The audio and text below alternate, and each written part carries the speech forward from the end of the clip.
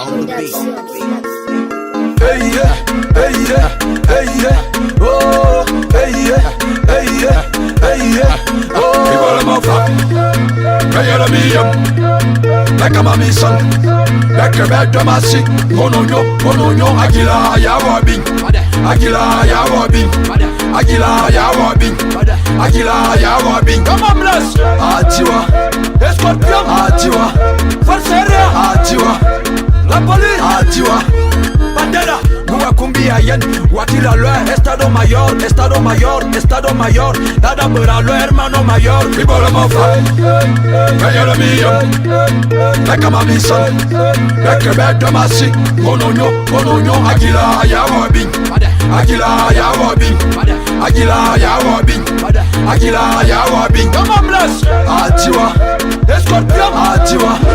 To my beautiful and amazing royals of Africa, Mbolwani, my dear people, this is your queen, Ngningone, second of the name, 17th generation crown queen of the Fangs and of the Diasporan Africans, also known as the Immortals. I trust that each one of you are doing fantastic, enjoying life with your family as you should. Thank you for tuning in for another message or video with your queen. Thank you for your likes, your share, and your generous donation. Christmas was amazing. Papa Noel showed up in a big way. Thank you. Now, if you're watching me for the first time, Mbolo, I'm Ngningone and I'm the host here at Nubia, the Path to Return. So what are we talking about today? Today, I'm going to address the message, a video that's gone viral of one of our sons who has already moved to Africa. I think he goes by the name of African Things or something like that. I see some content creators who are Africans who are exploiting the wounds of our past for views, okay? Because as African, they should know better. They should know better than that. They should know better than gaslighting, that throwing gas on a matter which is already hot, than throwing, I don't know, alcohol and on open wounds. They know the effect is created, but they're ready to do that for views. Those content creators, let us act in a responsible manner so that when we get together, like on a public place, such as YouTube, social media is a public place, that we carry ourselves with a certain level of respect and dignity. Well, respect and dignity, why come out and talk about a matter, number one, you don't know nothing about? Number two, the transatlantic so-called slave trade happened in the West. I would appreciate that content creator from the East who are not Pan-African, who are out there for views and likes and stuff like that, to stay away from certain topic, okay? Please do that for me. We have to be careful with the way we handle the people of Zambia. Let me share the video first. Let me roll the video and then we come back. What I've run into is that when African Americans do this, because I'm not the only one doing this, a lot of people doing this, but what I'm running into is that there are people on the continent who get upset when you tell things that they don't want to be told. When you start telling histories that not so favorable to certain tribes, right? And they get offended and they come in my comment section, and it's kind of like a thing where they're like, hey, be careful, because their point of view, usually from being part of that tribe, they have an adversarial view of other tribes or other groups. And they don't like it when African Americans talk about this because it exposes some of the things that they don't want to be exposed. One thing I've noticed about West African and Central African culture is that continental Africans like to be really enclosed about certain cultures, certain practices, certain things. And because they're so enclosed and like to hide, they like to close the door behind a lot of things. They don't like people to see a lot of things. What that makes it hard for the African diaspora, the people who are a result of the acrimonious altercations that happen between the different tribes, the people I am a product of the tribal issues within West and Central Africa. When we try to explore and see what is it that happened, what's the political implications of these tribes, where did these tribes come from, what tribe did what to what tribe, what kingdom did what to what group, who are the characters, who are the actors, what situations happen to cause various situations. When African Americans explore our actual history, we're going to have to explore it and we're going to have to be objective about it. Meaning, if you're a Yoruba and I disseminate information that's not favorable to Yorubas, guess what? As a Yoruba, you're going to have to accept that history, because that's what happened. The same way we want white people to accept the transatlantic slave trade and the world destruction, that the campaign they went on, they're going to have to look at their ancestors, look at the past, and say, these are our ancestors. This is what our ancestors did. These are the result of our ancestors' actions. These are the things that we have to do to change those things, to not repeat those same mistakes. The same thing goes for African people.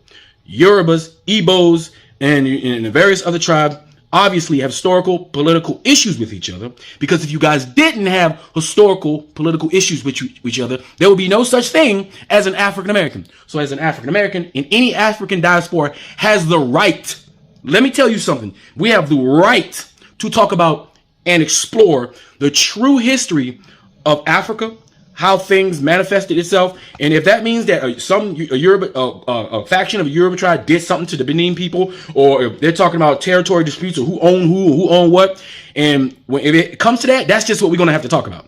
And tribal Africans can't tell us African Americans, who are a result of your acrimonious altercations with your brother and with your sister, you can't tell us not to talk about it. You can't tell us to pick a tribe and be loyal to a specific tribe, because we are the reason why we're called African American, because we have a piece of every one of you. Man, if we're a piece of the Yoruba tribe, piece of the Igbo tribe, piece of the Akan tribe, piece of the Fulani, piece of the Twa, piece of all of those. You can't tell us what not to say, because you all belong to us. We belong to y'all collectively. You can't tell us, you can't put pressure on us who are trying to learn why we even ended up over here and why we're even called African American, why we have to rediscover ourselves because of what it is that your tribes and kingdoms did to each other, resulting in us. So don't tell us what we can and cannot talk about when it comes to African history, whether you like it or not, because there are no innocent tribes. There are no innocent kingdoms on this planet. There's no group of people who have have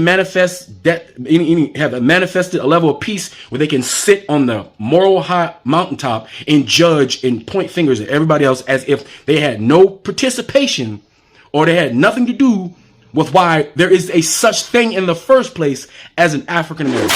Okay, my children, as you have watched, this video has gone viral because here again we're dealing with a case of an angry child. This one, I don't know in which country he is, because if he's in my country, I will be concerned. Okay? If you have so much resentment towards your people, don't go home, because at that point, you're a security risk. When you have so much resentment and hatred toward a group of people, I don't know which immigration officer would allow you in. Okay, when we come to America, we don't come to America to fight Americans. We don't come to America to, gaslight or whatever. We come and join our people that stole from us and who have helped build that major economy they now have. And let's not forget the minerals they're still taking from our lands, the puppet they maintain over us so that they still have free access to whatever they want. At the end of the day, America is home to us, just like they feel like home in Africa. Okay? So, let me just answer a few things he brought up on the video. And this is on behalf of my fellow royals, my fellow kings, who fought the fight and lost their lives, okay? It's so easy to want to believe that your forefathers sold you. I stopped teaching on these things because I realized that our children in America are not interested about the truth. The question you first have to ask is, how is it possible that those they took from us are the ones who should come and tell us our history, when everything they know was taught to them by their kidnappers? Only our children born in America will dare go there. I'm at my wit's end with that demographic to tell you the truth, because the level of hatred that our former masters have injected in them is almost irreversible. You can give them any kind of proof, any kind of this, any kind of that. They don't want to hear it. They want to stick to what their master told them. Their master told them that the Africans sold them, and yet Africa remained occupied until the 1960s, some countries until the 80s, South Africa 1994. But to them, no, it's more comfortable to believe that these are the ones, they sold us, they participated. In a previous video, I showed you the list of tribes that were in now what we call Gabon. Out of hundreds of tribes, 2 betrayed. Okay, and clearly they couldn't overpower the rest, because on our coast you won't find a slave castle, you won't find anything, any proof showing that our people collaborated. When you want to know about your history, you look at the archaeology of the land. The archaeology of the land will tell you what happened on the land. I know a lot of you rather believe what your master taught you, because unlearning all these lies may demand so much intellectual gymnastic, emotional gymnastic, which I understand that many of you are not ready to invest in. Your prerogative. But when you take your anger, someone like me, because I put brakes on this idiot, they were flooding my emails, sending me, President of Uganda said blah, blah, blah. President of Uganda is still killing us, Bantu people. So anybody coming from Uganda trying to put their mouth into the matters of the West need to quiet, because you know how much you hate Bantus. We know how much you try to wipe out our people living within your borders. So it doesn't mean that all the people in Uganda are not Pan-Africans. They have some Pan-Africans in there, but they have a way of betraying and fighting the West. Museveni, dans le cadre de proximité entre l'ethnie des Acholi d'Ouganda et les Tutsis du Rwanda, Paul Kagame, que vous voyez actuellement à la tête du Rwanda, après une guerre d'occupation, une guerre, de conquête, Kagame est l'un des adjoints militaires de Yoweri Museveni pour prendre le pouvoir en Ouganda. C'est après que les exilés Tutsis aient aidé Museveni à prendre le pouvoir à Kampala, que Museveni, en retour, les a aidés à aller prendre le pouvoir à Kigali. Donc, il ne faut pas non plus ignorer qu'il y a une tradition de duplicité dans la région des Grands Lacs, notamment de la part de ces 2 États, et notamment de leurs chefs. Museveni pour l'Ouganda et Kagame pour le Rwanda sont des serpents à plusieurs têtes. Tous ceux qui vont naïvement faire des affaires avec ces gens-là seront parfaitement mordus, crottalement mordus. Ils seront létalement mordus. Parce que ces gens ont toujours au moins 2 fers au feu.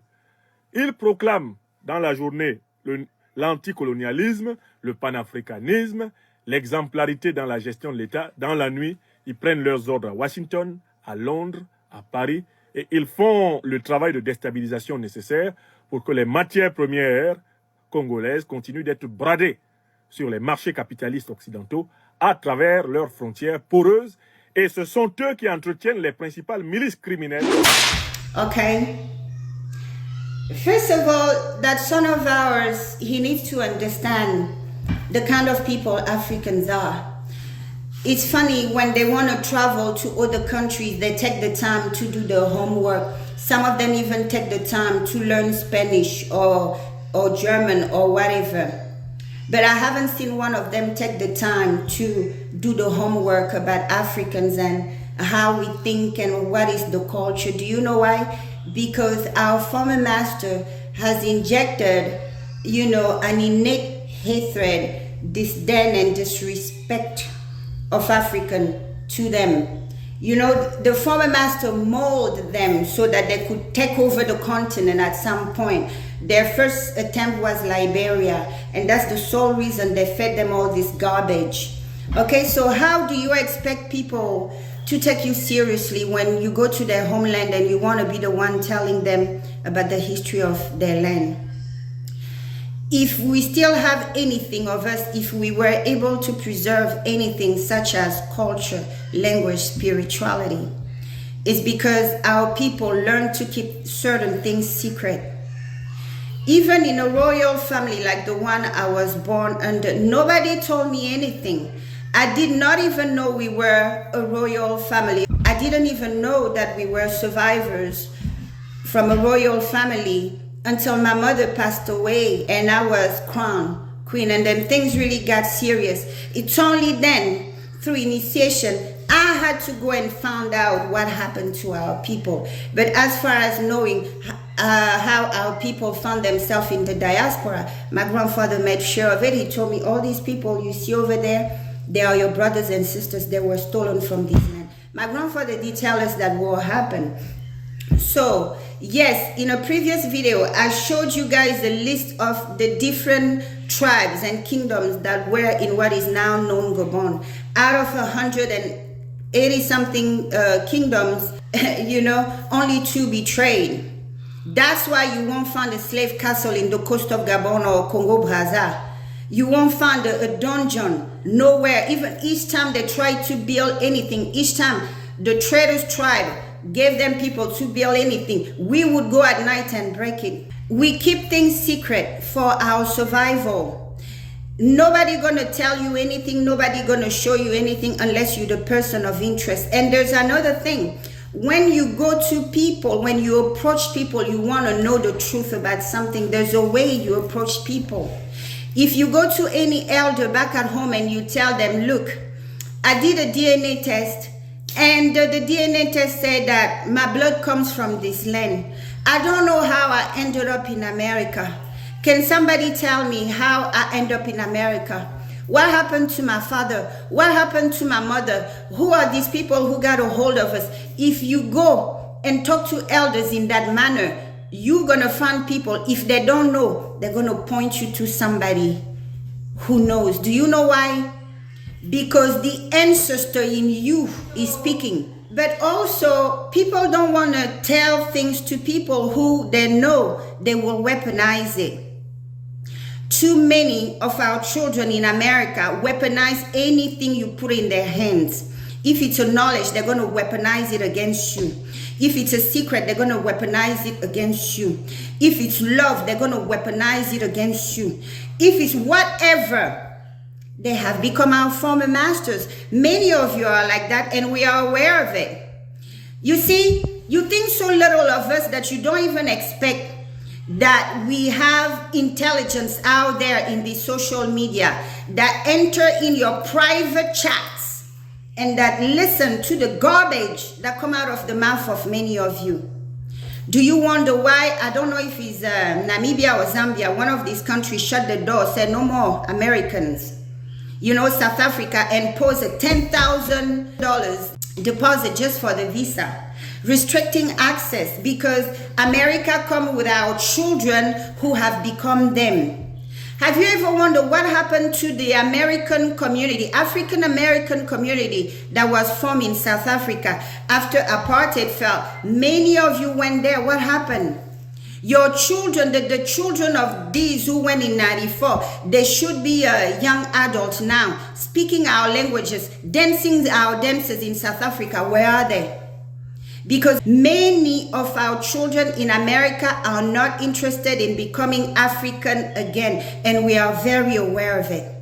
But what saddens me is, like, among all that multitude, our blood is out there. Some of our children truly want to know what happened for reason of closure, not for them to weaponize the information, not for them to reap havoc with the information. And for those, these are the ones I upload, the video I upload. And I could see that gradually, when I came into activism, the version out there was like, they sold us, they sold us. When I started putting materials out, I started putting evidence and this and that. Hey, we're still here. They didn't kill all of us. This is what happened to us. War happened to us. So and so. Now, I hear many of them know that they were kidnapped, and it makes a big difference.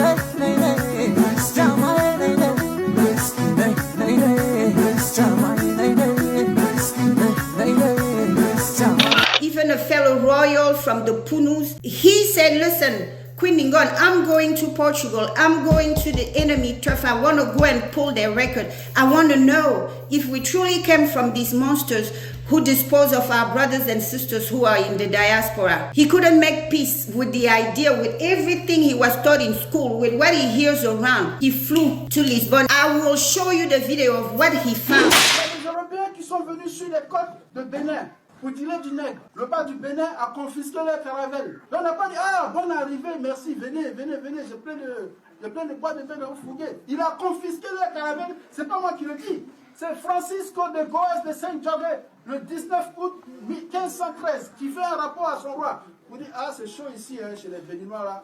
Ils ne veulent pas nous vendre leurs frères. C'est compliqué, le roi a bloqué notre caravelle, il l'a confisqué. C'est lui qui l'a écrit.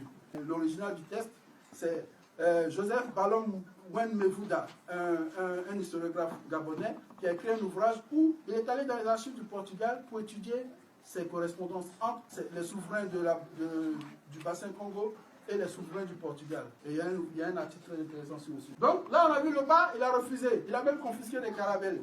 Ça se passe en 1513, au 7e siècle. Là, maintenant, on va voir la lettre, la fameuse lettre de Mwene Venga Zinga. Alors, ça c'est le Congo. Le Congo Tinanza, à l'époque où il écrit cette lettre, c'est l'un des plus puissants, l'un des plus riches pays d'Afrique. Raphaël Batsikamana qui a écrit un ouvrage sur le Congo de l'époque. Donc, le roi Congo, donc le Mwene Congo, écrit une lettre qui est disponible, qui a été trouvée dans les archives. Je vous ai dit, il écrit cette lettre, elle est datée du 6 juillet 1526. Il envoie à son frère, il appelait son frère Dom João III, roi du Portugal. Qu'est-ce qu'il dit dans cette lettre? Chaque jour, les marchands enlèvent nos sujets, enfants de ce pays, fils de nos nobles et vassaux, même des gens de notre parenté. Cette corruption et cette dépravation sont si répandues que notre terre en est dépeuplée. Pour éviter cet abus, nous n'avons besoin en ce royaume que de prêtres et quelques personnes pour enseigner dans les écoles, et non de marchandises, si ce n'est du vin et de la farine pour le saint sacrifice. Son frère en Christ, il implore, vos marchands, je peuple mon pays, pardon, il faut le dire. Et qu'est-ce qui finit? Comment ça se termine? C'est notre volonté que ce royaume ne soit un lieu de traite ni de transit d'esclaves. Je n'ai rien inventé, c'est un courrier qui existe dans les archives portugaises qui a été publié par, je vous dis encore, Joseph Ballon Wenmevouda. Et vous pouvez trouver les références exactes à la page 140 de mon premier ouvrage. On a vu le Oba refusé dans une lettre. On a vu le Mwene refusé dans une lettre. On passe à la suite. On va voir un troisième. C'est le roi d'Alada, Tésiphon. Et là, il parle aux Français. Les Français disent, bon, parents, tu vois, nous, on fait du business et tout ça. Bon, il y a moyen d'installer un fort vite fait dans ton pays. Voilà ce qu'il a dit. Vous allez construire une maison dans laquelle vous mettrez d'abord 2 petites pièces de canon. L'année suivante, vous en mettrez 4. Et en peu de temps, votre factory, c'est-à-dire votre maison de commerce, va se métamorphoser en un fort qui va faire de vous le maître de mes états et vous rendre capable de m'imposer vos lois. Il refuse. Il refuse qu'on mette un fort chez lui. Parce qu'il connaît le rôle stratégique des forces. Pensez aux bases militaires françaises aujourd'hui dans vos pays. Les rébellions, les coups d'État, vous croyez que ça se décide où? Soit à l'ambassade et ça se passe depuis le... voilà, il vous explique. Il faut vous l'expliquer déjà, il faut lire vos ancêtres. 17e siècle. Alors, ceux-là, ces refus-là, pourquoi ils vont pas prospérer? Une raison très simple, la sécurité militaire des gens qui veulent imposer le système. Ça ne suffit pas de dire je ne veux pas, tu ne veux pas, mais tu n'as pas le moyen d'assumer ton refus. Ça va faire comment? C'est tout? Ça va faire quoi? If you're not here selling your children, what makes you believe that the people you came from sold you? But no, you have become this narcissistic who thinks that only him or her has suffered, who thinks that only what they want is more important, who thinks that when they arrive somewhere, people need to drop everything to make them the main character. It doesn't work like that, my children. You need to humble yourself. Nobody gonna tell you anything when you come with aggressivity, with that anger, with that rage. Yes, they are innocent kingdom. Our forefathers fought that even the puppet king Mbemba of the Bakongo, when he sold his father and became Christian, he even found letters of that one telling the king of Portugal that you are draining my land of people. You said you came for religion. You didn't say you came to take our people. Our people fought. But I had to learn the hard way that many of our children don't care about becoming African again, and nor do we care. But among them, we have blood to retrieve. Among them, we have blood to heal. Among them, we have brothers and sisters we want to reconnect with and we don't want to let go. Yes, there are innocent kingdoms, and one of them is the Fang kingdom. Okay? We have 7 kings who don't have a resting place. The skulls are still held by the Portuguese. Why? Or they commit suicide? No, they fought. And my forefather didn't fight alone. They fought with their brothers, fellow kings from neighboring kingdoms. Yes, they are innocent kingdom. Not everybody's ancestors hand them over to the European. It's not the history of everybody. So please use caution. Okay? If you come to us with anger, we're not going to respond. But what baffles me is how aggressive many of our children in America are. You don't see us uploading video on the shit you people do to us when we're in America. You don't see us upload videos on how you have our men deported after they're done taking care of you, after they bought you a house, a car and everything. And then you call immigration or you call the police, you accuse them of beating you or whatever. You throw them in jail and have them deported. You don't see none of us get out there and upload videos.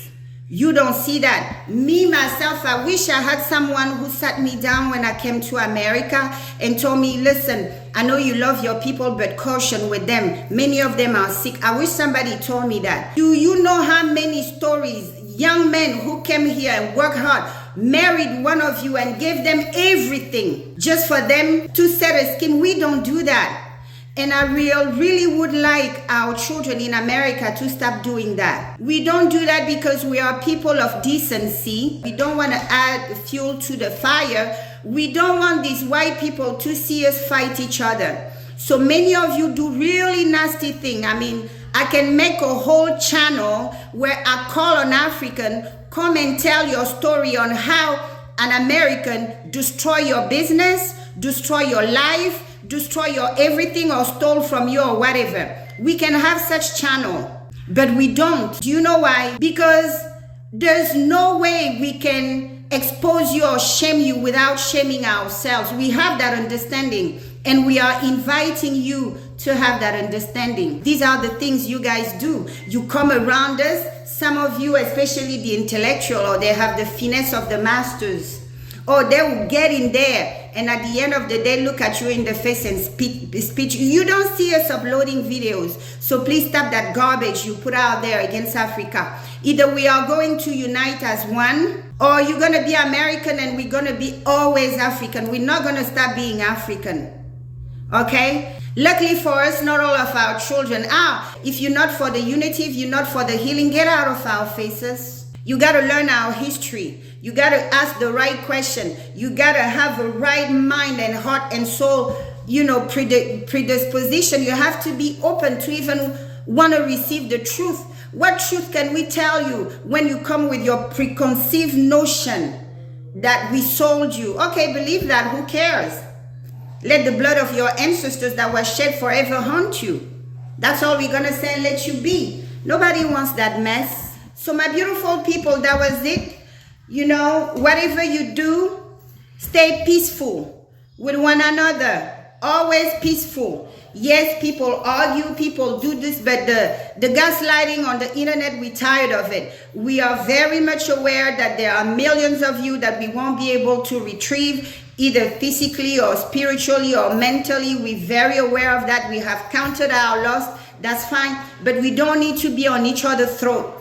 Because when we Africans start divulging what we go through here in the hands of African American, nobody on the continent gonna want to attend any of you. And that's the sad truth. We swallow a lot of nonsense you do to us. We don't upload video about it. So let's kill it. Let's heal it. It's funny that these ones who are in Africa, they love to gaslight on the topic because they were not involved in the slave trade. They need to worry about the millions of children the Arabs took from them. Ugandan activists need to talk how their president gave them Gaddafi when he was about to unite Africa and come with the unique currency. They need to tell the Bantus who found themselves in the diaspora how their president are still killing us, wiping the Bantu out. Until next time, peace in your homes, love in your hearts, and unity. Capitán, me respect, Amando Samilang. Gua cumbia yen, Guatira lo Estado Mayor, Estado Mayor, Estado Mayor. Dada para lo hermano mayor. People of my fight, Kaya la mía, Beka mami son, Beka beka masi. Kononyo, Agila ya wabi, Agila ya wabi, Agila ya wabi, Agila ya wabi. Come on, bless. Atiwa, Escorpion, Atiwa, Forcera, Atiwa, la police, Atiwa. Attention, tenente coronel ordena, Hakimando Ferro 30, conductores de Torrenta, dirección, attention. Gezima ya biri da kwani, Yende bagira wado, Oye mane zimenale.